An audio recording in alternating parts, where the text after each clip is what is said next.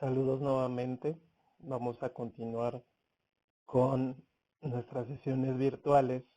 Ahora vamos a estar revisando este siguiente tema que es la visión de la ciencia y enfocándonos precisamente a estas dos corrientes que es el empirismo y el positivismo. Entonces, ¿qué es esta visión de la ciencia? Bueno, es esta generación de conocimientos cuya necesidad es la búsqueda de la verdad y pues como ya lo habíamos visto anteriormente en algunas otras temáticas, lo importante, por ejemplo, haciendo esta enumeración del método, pues primero hay que observar y que está en esta parte de la contemplación, como lo ven aquí.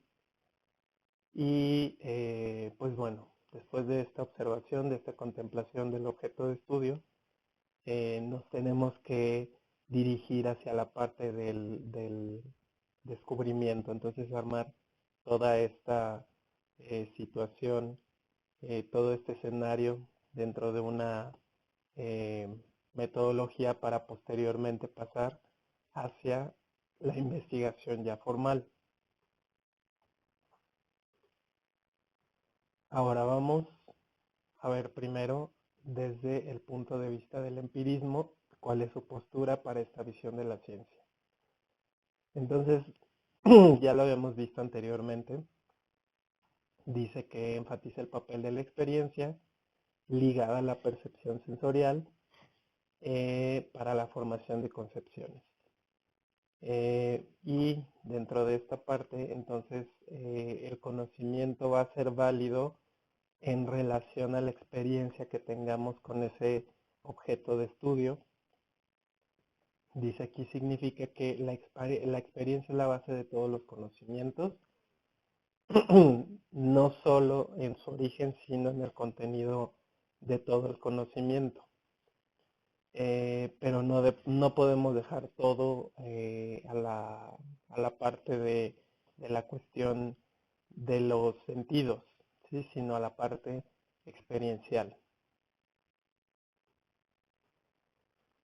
En estos momentos, obviamente, con los avances que hemos tenido, dice aquí el empirismo está más alejado de lo que creemos de la ciencia porque no hay una situación muy objetiva y rigurosa de las experiencias. Como sabemos, debemos de darle un carácter objetivo a la parte científica,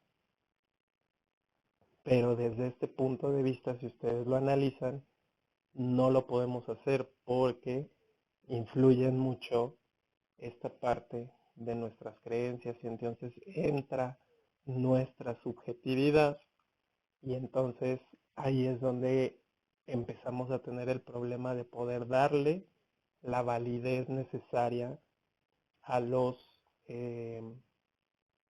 resultados y a los conocimientos que se quieren adquirir. Entonces, si vemos acá, más adelante dice, las experiencias se tratan al azar hasta confirmar lo esperado. Entonces estamos viendo, como en la anterior temática, decía que nada sucede al azar. Todo tiene un porqué. Y entonces volvemos a entrar dentro de esta parte de creencias. Y desafortunadamente el empirismo pues no tiene un análisis detallado no hay una forma de documentar la experiencia. O digo, bueno, dentro de las ciencias sociales obviamente tenemos los diarios de campo, tenemos las grabaciones, los videos.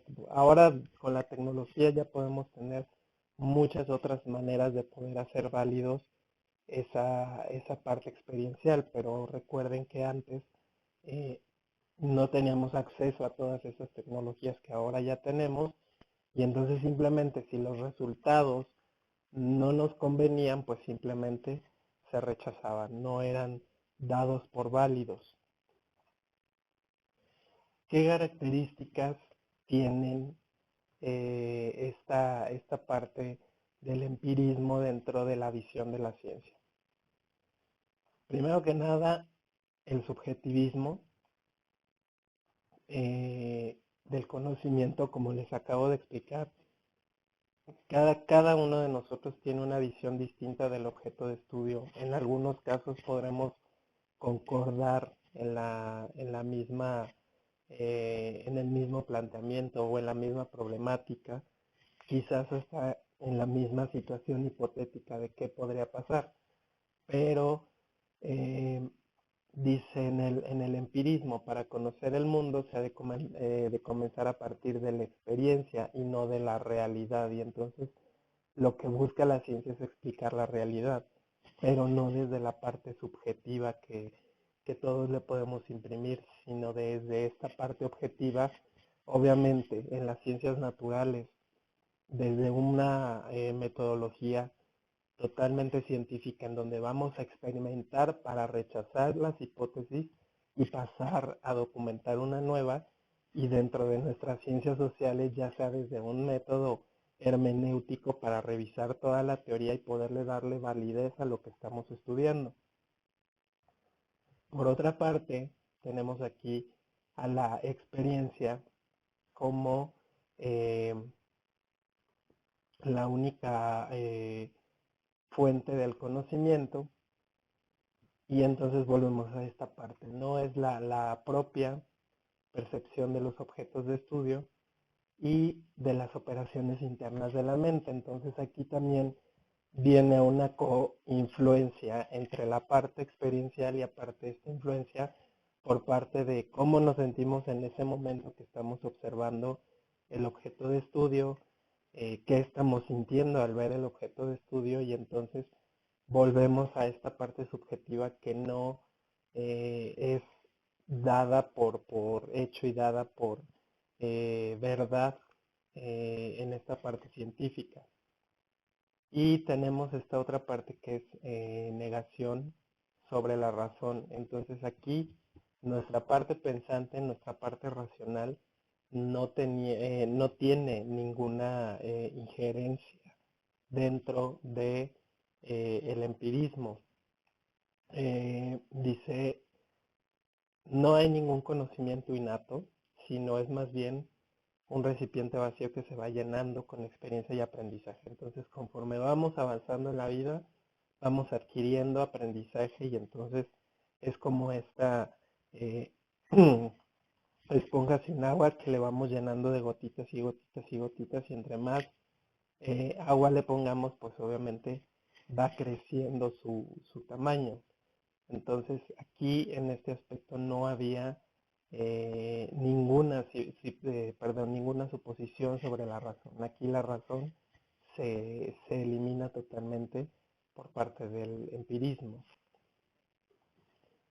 El conocimiento humano es limitado, entonces no puedo ir más allá de lo que conozco. ¿Por qué? Porque dice aquí, la experiencia es un límite y no puedo ir más allá no es, la experiencia es un límite e ir más allá no es lo correcto porque puedo caer en el error. Entonces, no puedo dar explicaciones, no puedo abordar algo que no conozco porque puedo tener precisamente esa caída en el error porque no lo puedo argumentar, porque no lo conozco, porque no tengo la experiencia. Otra característica es la carencia del valor objetivo de los conceptos universales. Los conceptos universales tienen que ver con estas cosas que son porque son, como por ejemplo, las estrellas están a millones de años luz. ¿Qué otro les puedo dar? Otro ejemplo. Tenemos diferentes sistemas que componen nuestro cuerpo. O sea, son cosas que ya están dadas. Entonces, dice ahí que estos conceptos no hacen relación a ninguna realidad objetiva. solo son nombres que se le asignan, o sea, concepto estrella, concepto aparato respiratorio, aparato digestivo, no tienen ninguna cuestión experiencial. Entonces, no hay ninguna objetividad dentro de esos conceptos universales. Otra aquí que tenemos es el método experimental y la ciencia empírica. Tiene que basarse en hipótesis contrastadas con la experiencia, no contra una metodología científica. Recuerden, como siempre, dentro de la parte de la metodología científica, siempre tengo que hacer esta parte de experimentación para poder dar paso y validez a la hipótesis que estoy proponiendo, y en este caso no hay, ¿sí?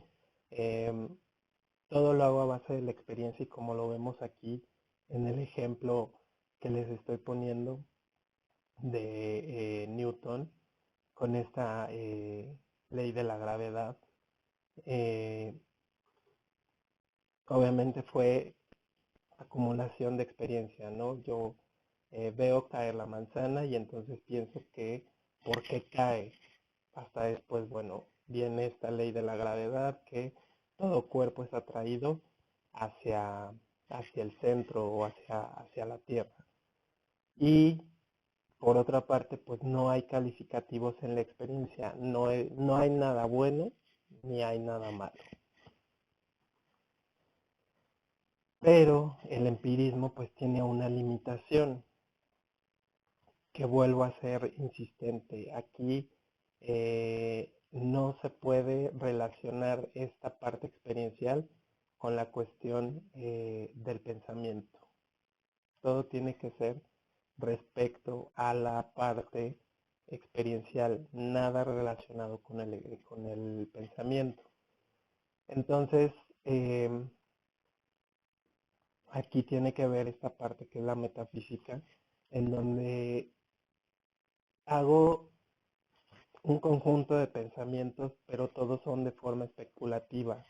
No tengo un poder para poder, valga la redundancia, poder darles ese carácter objetivo.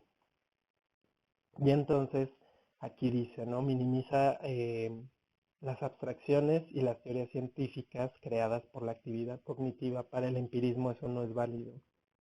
Aquí, para el empirismo, lo válido es la parte de la experiencia. Es lo único, ¿sí? Entonces, ahora vamos a ir a la contraparte. Bueno, no contraparte, sino es una continuación, precisamente, una evolución del empirismo, que sería este positivismo. Entonces, aquí al contrario, el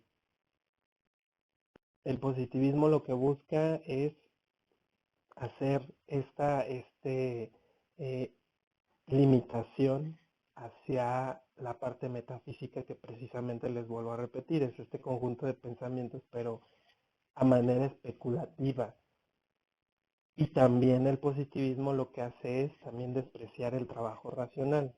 Dice, para el positivismo solamente existe la conformación del conocimiento mediante el método hipotético deductivo, que es el método científico, o sea, observación, hipótesis, experimentación, resultados.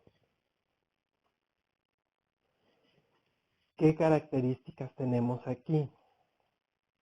El método de investigación debe de ser el mismo para todas, pero entonces aquí entramos en un dilema. ¿Cómo podríamos argumentar las ciencias sociales desde el método científico? Porque obviamente pues en la cuestión social, en lo que a nosotros nos atañe nuestra investigación, no la podemos someter a ninguna cuestión experimental. Esa es la situación. Aunque aquí dice, no discriminen entre estudiar la naturaleza y las ciencias humanas, pero aquí yo los pongo a pensar, ¿cómo vamos a someter a experimentación algo que es solamente visto socialmente? Dice, el objetivo de la ciencia es observar para poder explicar, comprender y predecir los fenómenos naturales y sociales. Entonces, como siempre, le da esta primacía a la observación. Yo, como siempre les he repetido, lo primero que van a hacer durante un escenario de investigación, lo primero es la observación. ¿Qué es lo que está sucediendo? ¿Por qué está sucediendo? ¿Cómo está sucediendo? ¿En dónde está sucediendo? O sea, nos podemos hacer muchas preguntas sobre ese objeto de estudio o sujeto de estudio. Y lo primero es la observación. El siguiente dice, la investigación debe de ser observable y los hechos observados solo pueden ser comprendidos o comprobados por medio de la lógica, o sea, esta metodología científica. Esto lo tengo que comprobar por medio de este método científico, ¿sí? Obviamente, pues, dice, debe de ser observable a través de los sentidos humanos. Primeramente, la observación. Segundo, la parte de la escucha. Y entonces, ¿cómo voy a comprobar todo esto que estoy observando, que estoy escuchando? Pues por medio de la parte del método científico. Pero vuelvo a hacerles hincapié. Pónganse a pensar cómo podrían hacer válido una experimentación científica dentro de las ciencias sociales. Ahora, ya habíamos visto en anteriores temas el sentido común, y entonces aquí lo que es científico no es igual al sentido común. Entonces, es esta situación que les he venido explicando. O sea, lo que yo investigo, esa interpretación que yo elaboro, esas conclusiones que yo tengo, no los resultados, las conclusiones que yo elaboro, no son del sentido común, tienen que ir bajo una estricta revisión de la metodología que yo estoy utilizando para poder elaborar todos estos argumentos y poderle dar la validez a lo que estoy observando, ¿sí? Y finalmente aquí dice, la ciencia produce conocimiento objetivo y libre de valores. Aquí volvemos a lo mismo, no hay nada bueno, no hay nada malo. Y también tengo que apartar la cuestión de la cuestión política, la cuestión moral y la cuestión de los valores culturales. Entonces aquí tengo que ser muy imparcial. No puedo tomar por parte de ninguna de las otras ciencias o de alguna de las otras temáticas para poder influir dentro de mi trabajo de investigación. Aquí tiene que ser ciencia pura. Entonces, si vemos, a diferencia del empirismo, el positivismo lo que toma en cuenta es el método científico como su principal vía de verificación de lo que estoy observando.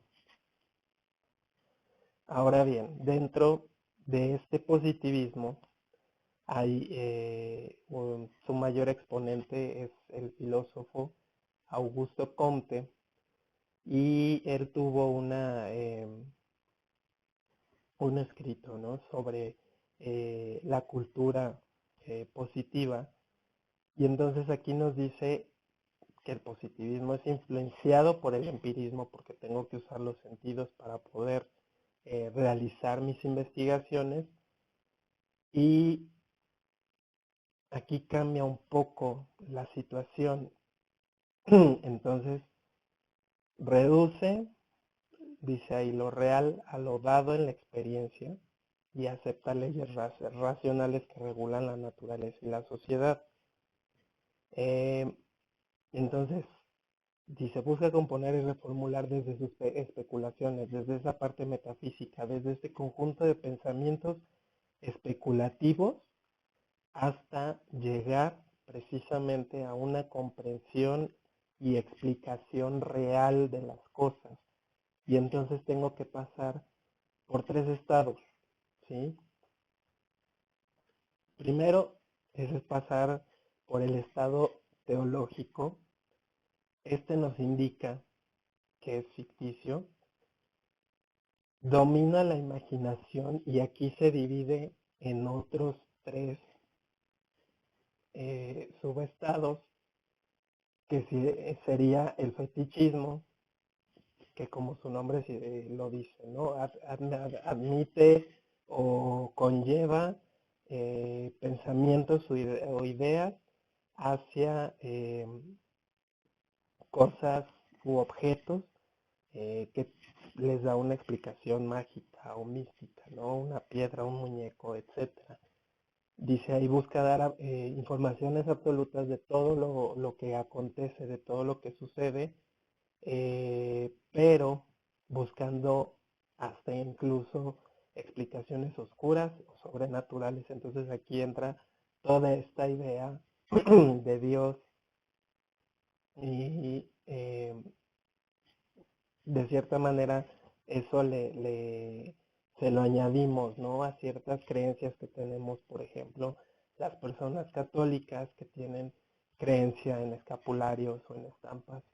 De ahí otro de los subestados de este teológico es el politeísta, en donde todas las explicaciones o toda esta situación tenía que ver con varios dioses, ¿no? Lo podemos ver incluso en nuestras culturas prehispánicas, en donde tenían pues un dios de la lluvia, un dios del sol, un dios de la guerra.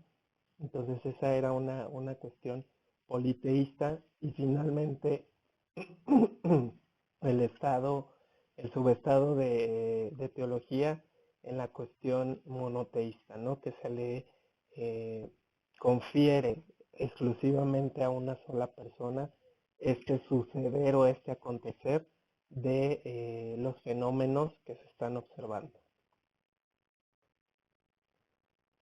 Ahora bien, tenemos el estado metafísico, que tiene que ver con este conjunto de conocimientos que yo elaboro, pero no he comprobado.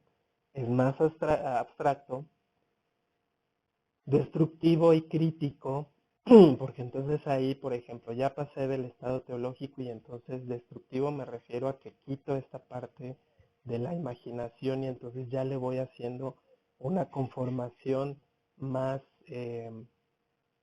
más real, más aterrizada a lo que es un conocimiento. Dice ahí, se encarga de hallar los porqués de la naturaleza en los objetos de estudio mismos, pero ya con una idea más abstracta. Entonces aquí estoy eliminando esa parte especulativa y ya lo estoy abordando más hacia una parte real. Aquí ya es donde empieza la utilización de la metodología científica. Y finalmente el estado positivo, en donde ya es real, y entonces aquí ya puedo separar entre la cuestión empirista, que es la experiencia, y de lo que ya es creación del hombre, de estas cuestiones que ya son como las leyes y las teorías que ya tienen creación del pensamiento, aunque ya sabemos que el positivismo rechaza lo racional. Entonces aquí dice, separa las ideas que son fundadas en la experiencia sensible, todo lo que son nuestros sentidos, y lo que es de creación humana.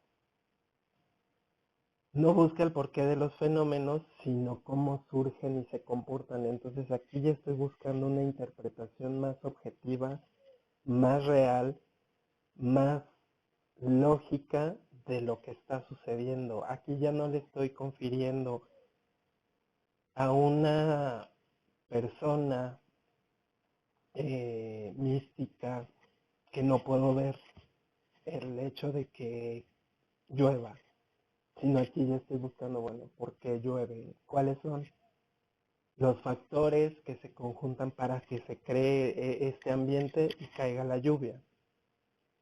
Deja la imaginación por debajo de la observación, entonces aquí ya tengo que ser muy objetivo con lo que estoy observando, ¿no? Como les dije anteriormente, ya dejo de lado la imaginación, ya no estoy pensando en qué ser o qué Dios está creando la lluvia, sino ya estoy observando el fenómeno y entonces ya puedo tener una construcción más objetiva de lo que estoy viendo y por qué está sucediendo. Dice, al final requiere explicaciones absolutas de las etapas anteriores y se limita el poder de la observación. Entonces, como vemos aquí, en la parte del positivismo, otra vez la observación toma como este pilar fundamental para poder establecer sus teorías, deja de lado la imaginación y entonces a partir de esto, observación objetiva, ya puedo empezar a construir y hacer situaciones más realistas. ¿Sí? ¿Qué nos deja este positivismo? Que a partir del método científico podemos ahora sí establecer leyes y teorías. El empirismo, si hacemos una diferenciación, quizás sea más especulativo porque lo estoy observando, lo estoy oyendo, lo estoy oliendo, degustando, lo estoy tocando, pero no tengo una comprobación científica como en el positivismo, en donde me está exigiendo como regla la utilización de una metodología científica. Y entonces volvemos a redundar en lo mismo. Tengo que pasar por una serie de pasos para poder hacer la comprobación de lo que yo estoy observando y de lo que yo me estoy cuestionando. Y entonces, dice al final, intentando unificar todas las ciencias desde el postulado que deben hacer dicha unificación desde la ciencia humana. Pero volvemos a lo mismo. Dentro de este rubro de las ciencias sociales o ciencias humanas, sería difícil pensar este positivismo en cómo voy a comprobar de manera metodológica, científica, los hechos sociales, porque no los puedo experimentar, porque puedo ir y puedo volverme parte, que son de las técnicas que se usan para poder hacer estudios dentro de las ciencias sociales, pero sigue siendo subjetivo. Puedo ir con varios investigadores y cada quien vamos a tener una percepción distinta y que en algunos casos, como les dije anteriormente, vamos a confluir en unas cosas, pero en otras podemos verlo de manera distinta. Y digo, por ejemplo, aquí lo veíamos, ¿no? Se trata de separar lo político, lo social, el contexto cultural para ser objetivo. ¿Y qué sucede cuando vemos los hechos sociales, estas críticas que le hacemos, por ejemplo, ahorita al gobierno, ¿no? Cada quien tiene su parte subjetiva y dice, yo creo esto, opino esto, veo las cosas de este modo, y entonces ahí pierde ese carácter positivista porque no las estoy sometiendo a una situación del contexto metodológico, ¿sí? Entonces, ese sería el final de nuestro tema de visión de la ciencia desde la postura empirista y positivista. Posteriormente vamos a ver esta visión de la ciencia y vamos a rescatar algunas cosas de aquí, pero ahora lo vamos a ver precisamente desde el racionalismo crítico, o sea, desde este uso del pensamiento y desde el constructivismo. Reciban nuevamente saludos y nos vemos en el próximo video.